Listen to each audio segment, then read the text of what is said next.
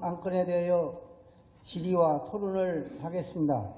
질의 및 토론에 앞서 안내 말씀드리겠습니다. 질의는 안건에 대한 의문점을 질의하는 것으로 질의에 대한 답변은 대표 발의하신 김호경 의원님께서 하시겠습니다. 효율적인 회의 진행을 위하여 일괄 질의를 들은 후 일괄 답변을 듣도록 하겠습니다. 또한 반대 의견 등 자기 의견을 개진하고자 하시는 의원님은 질의 이후 토론 시간에 해주시기를 바랍니다. 충청북도의회 회의규칙 제33조에 따라 토론은 반대자와 찬성자가 교대로 발언하되 반대자부터 발언을 듣도록 하겠습니다. 본 회의장에서 발언은 회의규칙 제28조에 따라 의제와 관련이 없는 발언은 할 수 없으며 회의규칙 제29조 및 제31조에 따라 같은 의제에 대하여 2회까지 발언할 수 있고 발언은 10분을 초과할 수 없습니다. 그럼 먼저 질의하실 의원님 계십니까? 네, 안지은님. 안지은 님이 질의를 신청하셨습니다. 안지은 의원님 나오셔서 질의를 해주시기 바랍니다. 네, 안지은 의원입니다.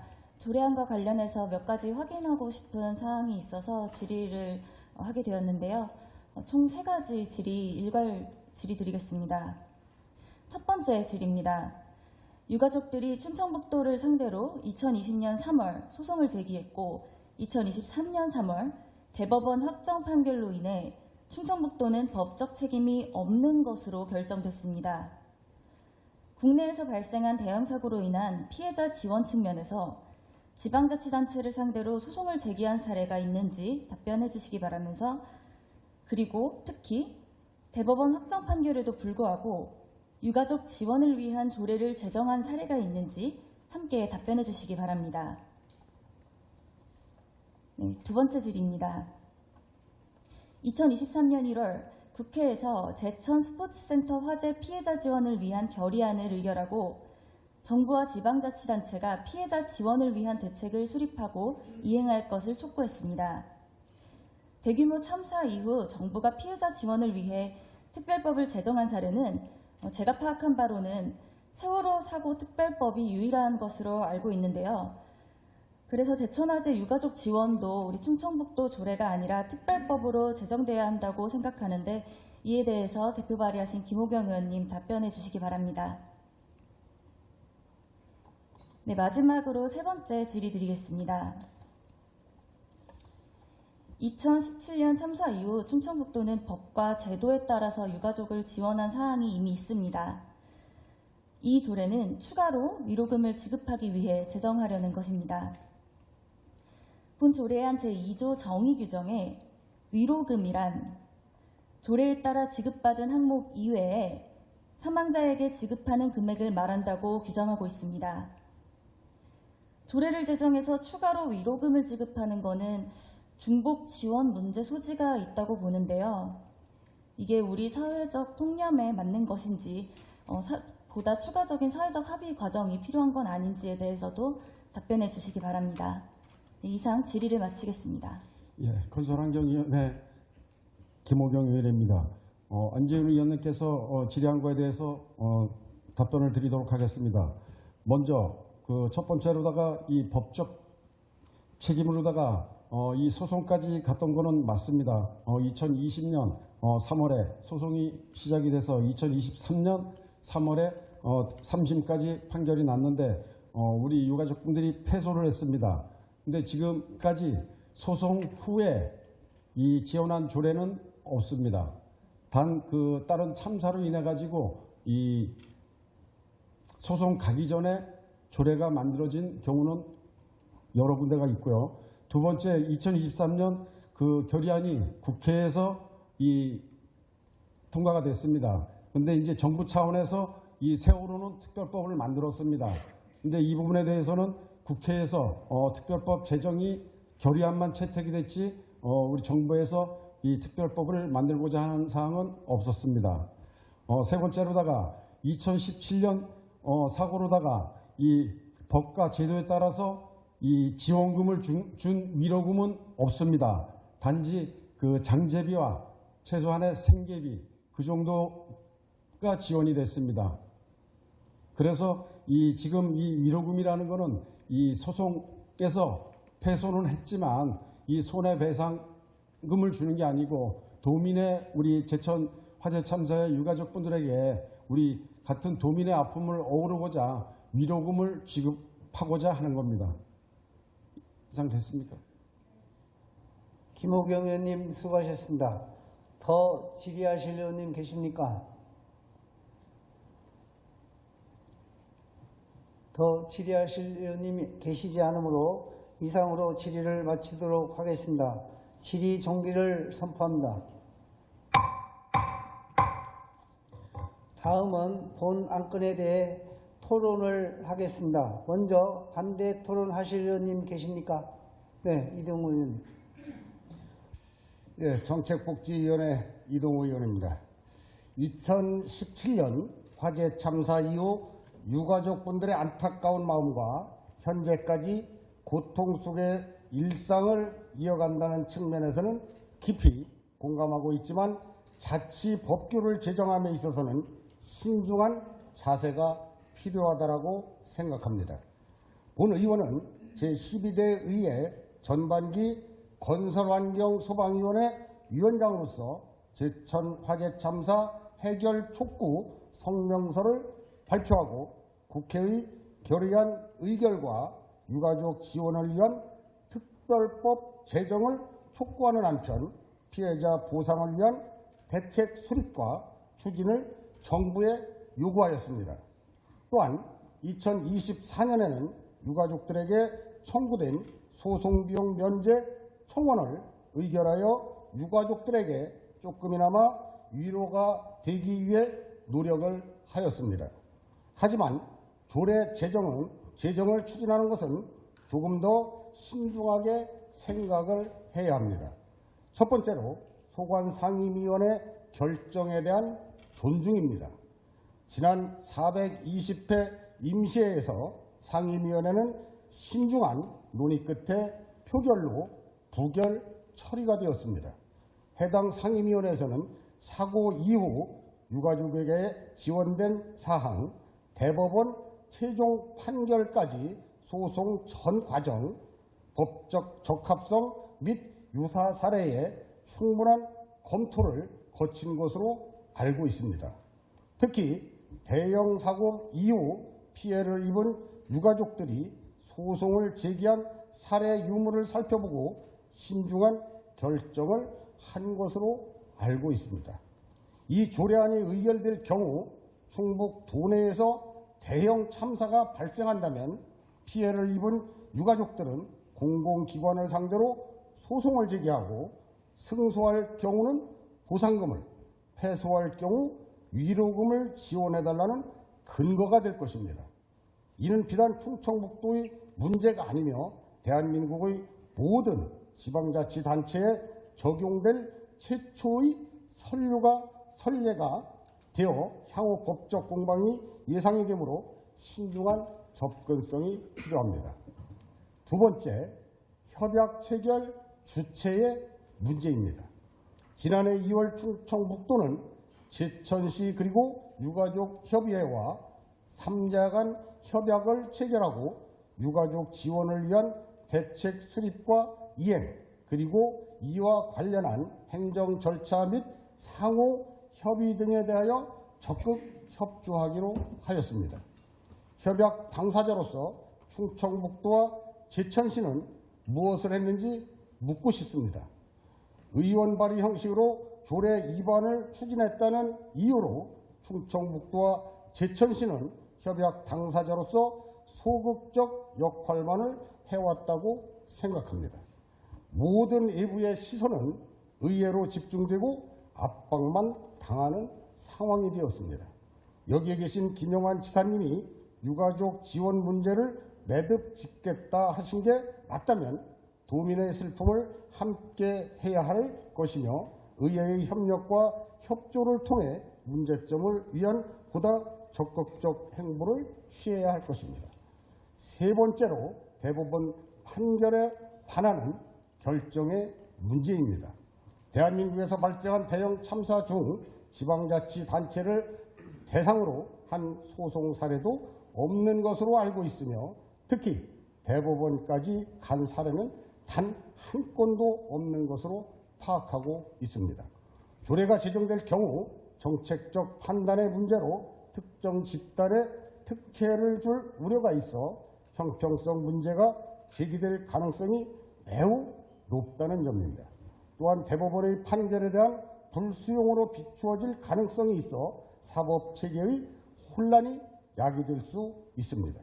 상기 언급드린 세 가지 문제점에 대해 좀 더 숙고할 시간이 필요하다는 점을 동료 의원님들께 말씀을 드리면서 이상 본 의원이 토론을 마치겠습니다. 이상입니다.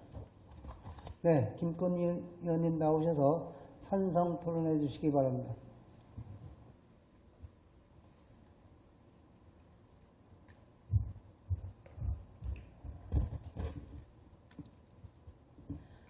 존경하는 이양섭 의장님을 비롯한 동료 의원 여러분, 제천이 지역구인 김꽃님 의원입니다.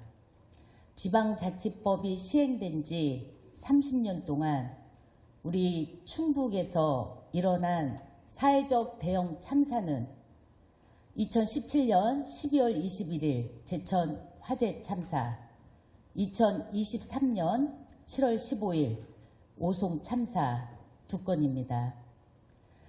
제천 화재 참사 당시 본 의원도 그 현장에 있었습니다. 7년이 지났지만 아직도 그날의 모든 일이 생생하며 아픔도 그대로입니다. 우리 유가족분들은 모든 일상이 무너진 채 그날 그 현장에서 한 걸음도 움직이지 못한 채 때론 자책하면서 때론 원망하면서 아직도 그 자리에 멈춰 있습니다.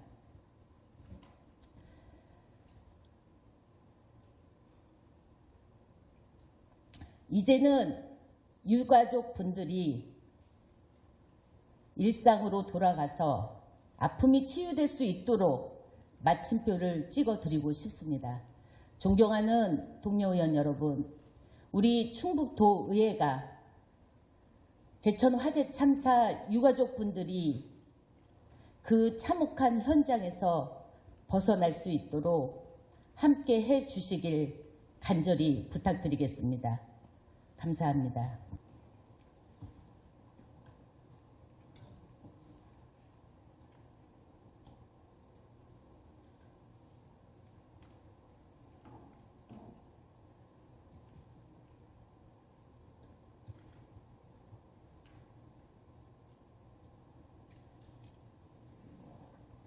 투표 다 하셨습니까? 됐어? 투표 종료를 선언합니다.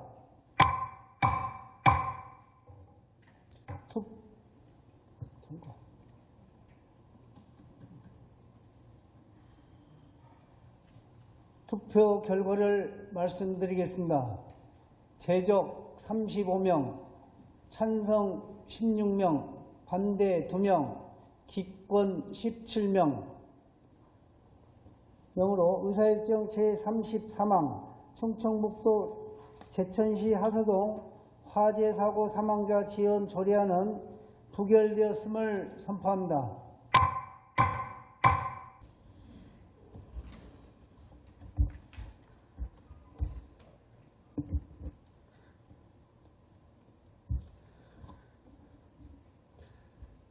존경하는 164만 도민 여러분, 이양섭 의장님과 동료 의원 여러분, 김영환 지사님과 윤건영 교육감님, 그리고 관계공무원 여러분, 청주시 삼선거구 영운동 용암일동 국민의힘 김정일 의원입니다.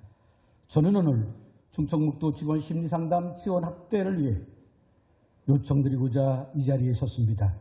충청북도는 2018년부터 직원들의 스트레스 요인을 관리하고 심리적 정서적 안정을 위한 심리상담 프로그램을 운영하고 있습니다. 외부 업체 위탁을 통해 본청 서관 5층 직원 힐링센터에 주위의 전문 상담사가 방문하여 상담 서비스를 제공하고 직속기관, 사업소 등에는 찾아가는 심리상담을 진행하고 있습니다. 이에 본 의원은 충청북도 본청 내 직원들의 직무 스트레스 정도와 심리상담 프로그램에 대한 인지와 필요성을 느끼는 정도를 알아보고자 직원 57명을 대상으로 비대면 설문조사와 대면 응답조사를 실시하였습니다. 조사 결과 전체 응답자 57명 중 36명인 63.2%가 업무로 인해 자주 불안감을 느끼고 있다고 응답하였고 78.9%는 업무로 인해 자주 피로감을 느낀다고 응답하였으며 직무 수행 중 민원인에게 무리한 항의를 받은 적이 있다는 응답은 59.6%, 직무 수행 시 민원인에 대한 분노와 감정을 억제하며 직무를 수행한 적이 있다는 응답은 66.7%, 직무 스트레스에 대한 진단 및 상담의 필요성을 느낀 적이 있다는 응답은 56.1%로 나타났습니다. 반면에 직원 힐링센터에 대한 인지와 이용 방법을 알고 있다는 답변은 낮게 나타났습니다. 조사 대상이 소수 직원이지만 그럼에도 불구하고 조사 문항별 응답 분포가 명확하게 나타나고 있다는 점에서 본 의원은 충청북도 직원들의 직무 스트레스 완화 및 해소를 위한 보다 적극적인 지원책 마련을 위해 다음과 같이 제안합니다. 첫째, 직원 심리 상담 공간 확충 및 상담 분위기를 조성해야 합니다. 본 의원이 본청 내 직원 힐링센터를 방문해 보니 공간이 협소하고 편안함과 아늑함이 느껴지지 않는 상담실로서는 너무나 열악한 그러한 환경이었습니다. 이에 딱딱하고 사무적인 공간이 아니라 누구든지 언제나 방문하고 편안하고 안정된 공간에서 마음 편히 상담을 받을 수 있도록 상담 공간을 확충하고 상담 분위기를 제공해야 합니다. 둘째로 상담 프로그램 및 지원을 확대해야 합니다. 현재 본청은 주위에 정해진 요일에 상담 서비스를 제공하고 직속기관, 사업소 등에는 찾아가는 심리 상담을 진행하고 있습니다. 그러나 업무를 추진하다 보면 긴급 현안 발생이나 갑작스러운 회의나 출장 등 정해진 요일에 상담을 받기가 쉽지 않습니다. 이에 전문 상담사를 채용하여 상시 전문 상담사를 배치하여 직원들이 언제든지 쉽게 이용할 수 있도록 수요자 중심의 전문 심리 상담을 제공할 필요가 있습니다. 그리고 희망자에 대한 상담 지원만이 아니라 전 직원을 대상으로 한 정기적인 심리 검사를 통해 직원들의 심리 상태를 수시로 진단하고 예방하고 치유하고 직원들에게 심리적, 정신적, 정서적 안정을 제공해야 합니다. 셋째로 직원 심리 상담 프로그램을 적극적으로 홍보해야 합니다. 2018년부터 직원 심리 상담 프로그램을 운영하고 있지만 여전히 인지율이 낮고 연간 상담 인원도 소수에 그치고 있습니다. 공문 발송이나 안내문 게시 등 소극적인 홍보를 넘어서 직원들이 쉽게 접할 수 있는 채널을 통해 정기적으로 안내하고 프로그램 이용 직원들의 긍정적인 경험 공유 등을 통해 심리상담 프로그램에 대한 거부감을 줄이고 신뢰감을 높여야 합니다. 공경하는 김영환 지사님, 공직 사이에서 세대 교체가 이루어지고 있지만 공직 문화는 여전히 경직되어 있어 과거에 비해 행정 수요는 다양해졌습니다. 이러한 행정 환경에서 무엇보다도 직원들의 마음 건강이 중요합니다. 존경하는 지사님, 충청북도 직원 심리상담 지원 확대를 위해 적극 노력해 주실 것을 요청드리며 5분 자유발언을 마치겠습니다. 경청해 주셔서 감사합니다. 국토민 여러분, 이양섭 의장님과 동료 의원 여러분, 김영환 지사님과 윤건영 교육감님을 비롯한 관계 공무원 여러분, 안녕하십니까? 청주 율량 사천동의 지역구인 국민의힘 김현문 의원입니다. 오늘은 우리의 미래이자 희망인 청소년들에게 마음껏 꿈을 꾸고 끼를 펼칠 수 있는 기회를 제공하기 위해 청소년들이 주체가 되는 공간인 충청북도 청소년 복합문화타운의 조성을 제안드리고자 합니다. 우리는 지금 저출산 고령화 시대를 살아가고 있습니다.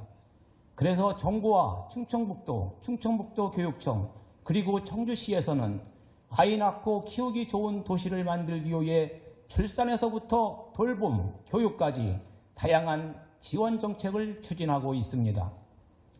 여기에 어린이부터 노인 세대까지 다양한 요구를 충족하기 위한 각종 사업을 발굴, 지원하는 등 모든 도민이 함께 잘 사는 충북을 위해 노력하고 있습니다.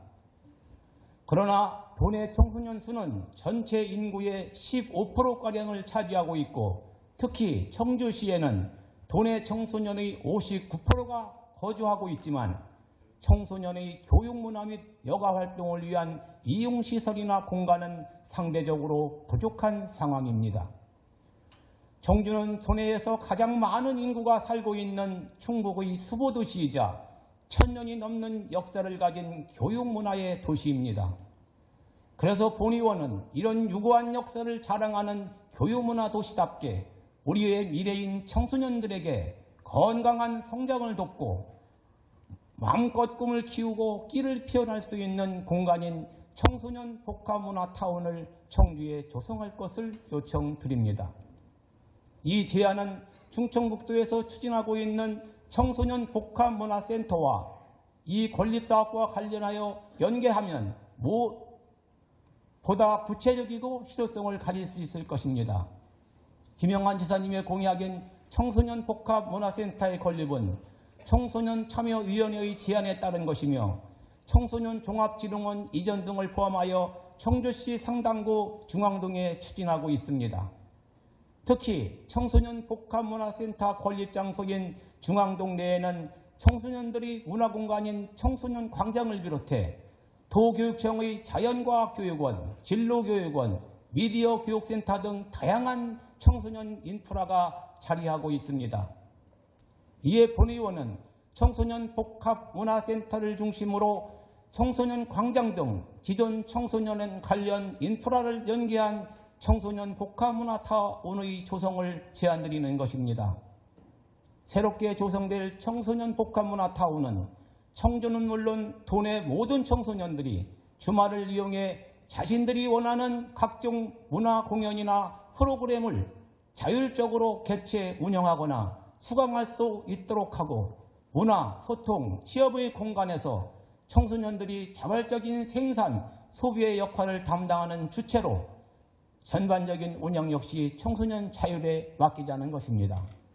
물론 충청북도와 충청북도 교육청, 경찰청 그리고 청주시는 충북 청소년 복합문화타운이 잘 운영될 수 있도록 최소한의 예산과 필수적인 안전조치 등 지원을 담당하게 되고 이를 위해 각 기관과 지역인사 등에 참여하는 합동지원협의회를 구성하는 것입니다. 청소년들이 보다 쉽게 편리하게 필요한 시설과 서비스에 접근할 수 있도록 하는 사업은 다른 지자체에서도 추진 요구가 필요성이 강조되고 있습니다. 우리 충북의 경우는 충청북도 청소년 활동 진흥 조례를 통해 도지사가 청소년들의 상시적 활동과 체험을 위한 청소년 거리를 조성할 수 있도록 규정하고 있는 만큼 청소년들이 마음껏 소통할 수 있는 공간, 자신들의 문화를 생산하고 소비하며 미래를 이끌어갈 꿈을 키우고 성장할 수 있도록 넓고 든든한 울타리를 마련하는 데 함께 관심을 가지고 힘을 모아주시기 바랍니다. 경청해 주셔서 감사합니다.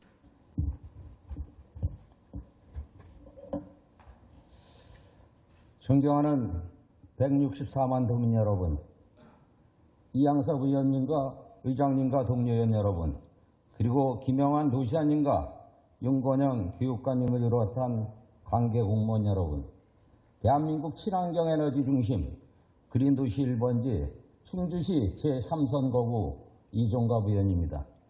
오늘 저는 수도권 데이터 센터의 과도한 집중 문제와 탄소 중립 실현이라는 국가적 과제를 해결하기 위해 충주댐 수열에너지 특화단지 구축의 필요성을 말씀드리고자 합니다.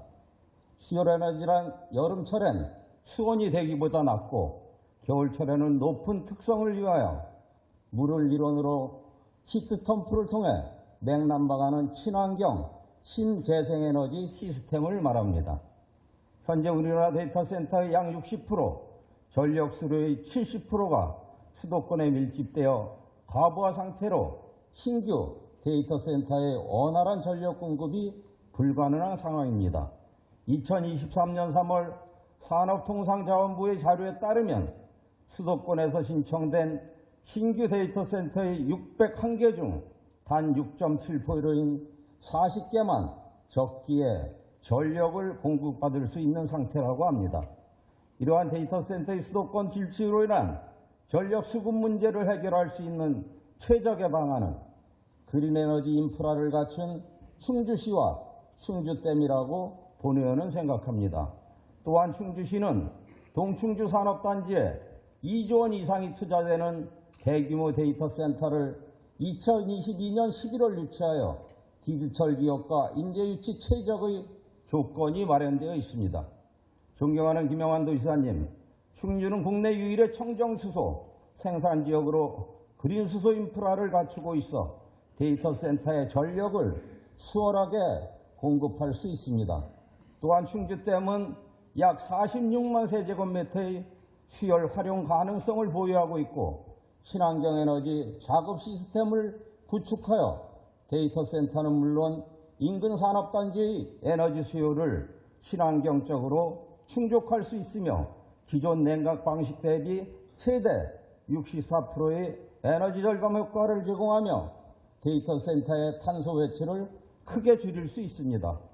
지난해 3월 환경부는 2030년까지 수열 사업을 진행한다고 밝히며 사업 착수된 소양강댐, 기본 구상까지 완료된 충주댐, 대천댐을 포함한 8곳을 적합지로 선정하였습니다. 그러나 정부는 돌연 수열에너지 특화단지 구축 사업을 4대강 유역별로 순차적으로 구축할 것이라고 했고 이미 한강유역은 소양강댐 사업이 착수되었다고 해서 한강유역에 포함된 충주댐은 기본 구상까지 완료되는 등 이미 정부에서 사업성을 인정했음에도 불구하고 후순위로 밀리고 말았습니다. 정부는 수열사업 정책을 실효성, 효과성, 잠재적 기대 효과를 무시한 채 행정 편의적 논리와 부서별 책임 전가를 하고 있습니다. 충주댐은 수열 잠재량이 62만 9천 냉동톤으로 소양강댐의 1.8배, 대청댐의 2.5배나 되며 8개 다목적댐 중 수열 용량이 113메가와트로 가장 많고 소양강댐의 1.9배, 대청댐의 1.5메가 됨에도 불구하고 충주댐이 후순위로 밀린 것은 도저히 상식적으로 이해할 수 없는 결과입니다. 존경하는 김영환 도지사님, 충주댐 수열에너지 특화단지 조성은 단순히 지역 발전을 넘어 우리나라 에너지 정책의 획기적인 전환과 탄소 중립 실현을 위한 교두부로서 기능하며 국가적 과제를 실현하고 지역의 균형 발전과 활성화를 견인할 핵심 전략입니다. 충주댐 친환경 수열에너지 특화단지 기본 계획 및 타당성 용역이 2025년 정부 사업에 반영되어 진행될 수 있도록 충청북도는 지역 정치인 충주시와 함께 힘을 모아 정부와 관련 기관에 건의하는 등 적극적으로 나서야 합니다. 문은 두드리는 자에게 열린다고 했습니다. 충청북도와 일념 통천의 자세로 충주댐 수열에너지 특화단지 조성 사업을 포기하지 않고 끊임없이 노력한다면 반드시 진행될 수 있으리라 믿습니다. 다시 한번 김영환 도지사님 관심과 지원으로 충청북도가 모든 역량을 동원해 적극적으로 노력해 주실 것을 강력히 촉구하며 5분 자유 발언을 마치겠습니다. 정책위 중에서 존경하는 도민 여러분, 제천시 제1선거구 김꽃님 의원입니다. 본 의원은 충북도는 말뿐인 민생 정책 말고 예산 편성하여 어려운 도민 지원에 도정 역량을 집중하라고 강력히 요구하기에 이 자리에 섰습니다.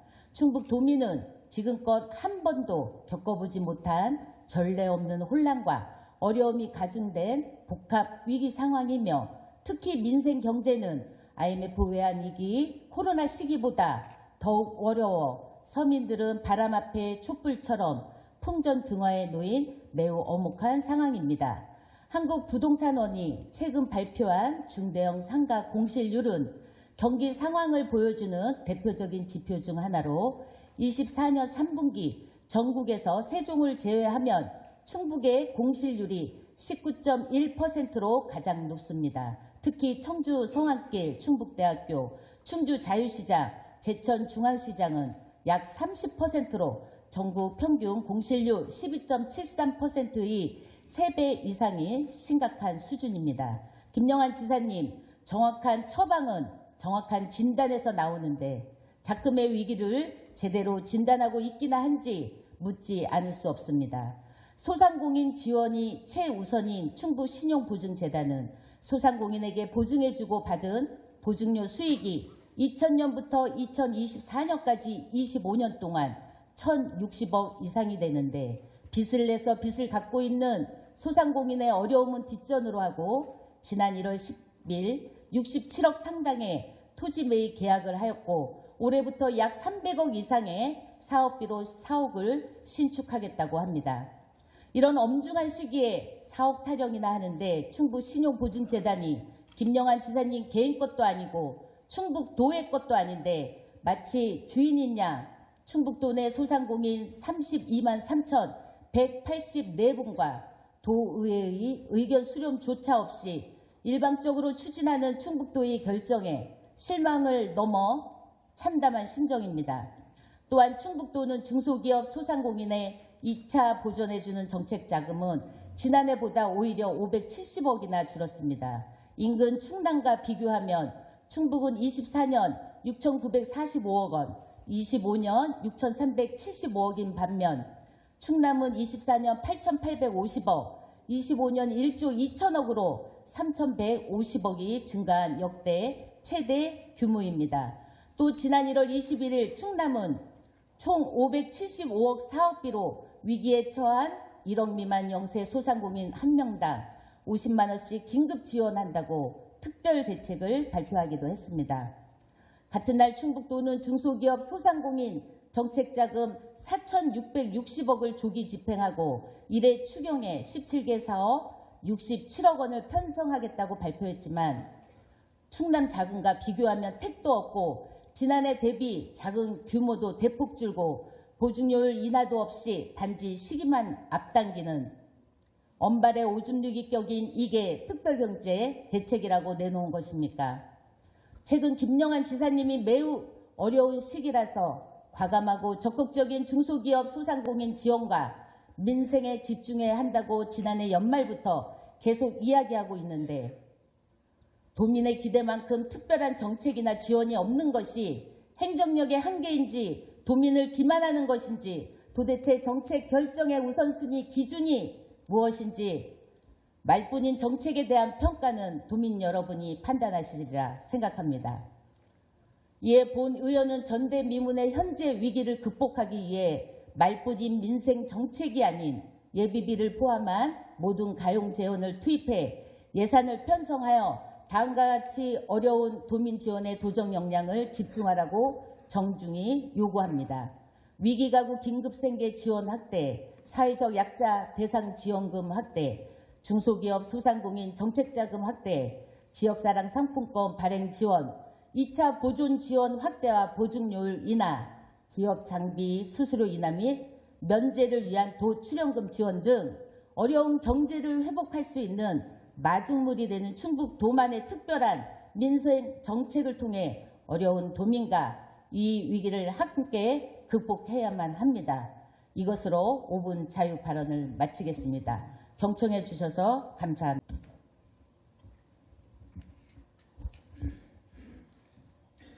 존경하는 충북도민 여러분, 더불어민주당 비례대표 박진희 의원입니다. 지난 1월 20일 본 의원은 대집행기관 질문을 통해 김영환 도지사의 정실 인사와 그로 인한 충북 도정의 난맥상을 짚어봤습니다. 이에 대해 김영환 도지사는 도의원이 사실 아닌 얘기로 혹세무민한다며 답변을 회피하고 금세 들통날 거짓말도 서슴지 않았습니다. 초지일관 도민의 알 권리를 무시하며 기만하였습니다. 당시 본 의원은 2024년 하반기 전국 광역자치단체장 직무수행평가와 공공기관 종합청렴도 평가 그리고 경제성장률까지 충북도가 최하위 성적표를 받았다는 사실을 전하며 민선 8기의 각종 평가 지표를 낙제점이라 일갈했습니다.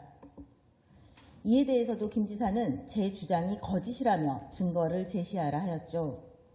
오늘 저는 사실 아닌 거짓으로 혹세무민하는 자가 과연 누구인지 이 자리에서 확실히 밝히려고 합니다. 일주일 전인 1월 17일 한국갤럽은 2024년 하반기 전국 광역자치단체장 직무수행평가 결과를 발표했습니다. 김영환 도지사가 긍정과 부정평가에서 모두 전국 시도지사 가운데 최하위 성적표를 받았습니다. 긍정평가율은 전국 평균 51%보다 10%포인트 낮았고 반대로 부정평가율은 10%포인트 높았습니다. 김 지사는 2023년 하반기부터 2024년 하반기까지 3회 연속으로 직무수행평가 꼴찌의 불명예를 독차지하고 있습니다. 지난달 9일 발표된 국민권익위의 2024년 공공기관 종합청렴도 평가 결과 역시 충북은 전국 17개 시도 가운데 유일하게 최하위 5등급을 받아 꼴찌를 했습니다. 2023년에 비하면 2단계가 하락, 민선 7기였던 2021년도 청렴도가 1등급인 것과 비교하면 4단계 추락입니다. 지난 12월 20일 통계청이 발표한 2023년 충북의 경제성장률 역시 전국 꼴찌입니다. 충북의 실질 지역 내 총 생산은 전년 대비 0.4% 감소해 전국 17개 시도 가운데 최하위로 전국 평균 1.4% 성장에 크게 못 미치는 마이너스 성장을 했습니다. 이것이 바로 팩트입니다. 도민 여러분, 혹세무민하는 자는 과연 누구입니까? 박진희 도의원입니까? 아니면 김영환 도지사입니까? 또한 충북 인재평생교육진흥원 청사 매입 과정에 김영환 지사 측근의 개입 의혹에 대해 묻자 김 지사는 전혀 사실이 아닌 것을 도의회 도정 질문에서 하는 것이 맞느냐고 저에게 반문했습니다. 하지만 언론에 따르면 김영환 지사 인수위 출신이며 충북도 특별보좌관인 한 상인의 대표가 이틀 전 본 의원을 규탄하는 기자회견 과정에서 임평원이 매입 의사를 밝혀 건물주를 소개해 준 것은 맞다는 어처구니 없는 발언을 했습니다. 측근 개입을 사실로 볼 수도 있는 정황입니다. 1차 경매가 유찰되어 최저 낙찰가가 75억인 건물을 20억이나 높은 금액으로 샀다는 비판에 대해서도 김영환 도지사는 아무리 부족한 사람이라도 70억짜리 건물을 95억에 사는 그런 도지사는 아니지 않겠냐며 경매 철회 이후 매매 과정이 진행됐다는 취지로 답변했습니다. 하지만 이 또한 사실이 아닙니다. 임평원이 해당 건물주와 양해각서를 체결한 시점은 지난해 7월 19일이고 경매 취소일은 7월 26일, 그러니까 양해각서 체결 일주일 뒤입니다. 심지어 해당 건물이 경매 물건이라는 것조차 이사회에 감추었다는 정황이 최근 상임위에서 확인됐습니다. 결국 김영환 도지사는 75억짜리 건물을 95억에 사는 바로 그런 도지사가 맞았습니다. 측근 특혜 인사에 대해서도 줄곧 부인하지만 도 산하기관에 김영환 지사 측근이 채용되기 직전 인사 규정이 바뀌는 사례가 반복 확인됩니다. 김영환 도지사에게 경고합니다. 진실을 감추려 가짜 뉴스를 생산하는 대신 감출 만한 일들은 아예 만들지 마십시오. 면책 특권 없는 도의원 운운한다고 제 입에 재갈을 채울 수 있겠습니까? 고소를 그리고 규탄 기자회견을 100번, 1000번, 1000번을 동원해도 마찬가지입니다. 꼼수가 어떻게 진실을 이기겠습니까? 정실 인사, 측근 개입으로 충북도 공무원들의 사기가 땅에 떨어지고 충북도정이 망가져가는 현 상황을 본 의원과 충북도민은 결코 좌시하지 않을 것입니다.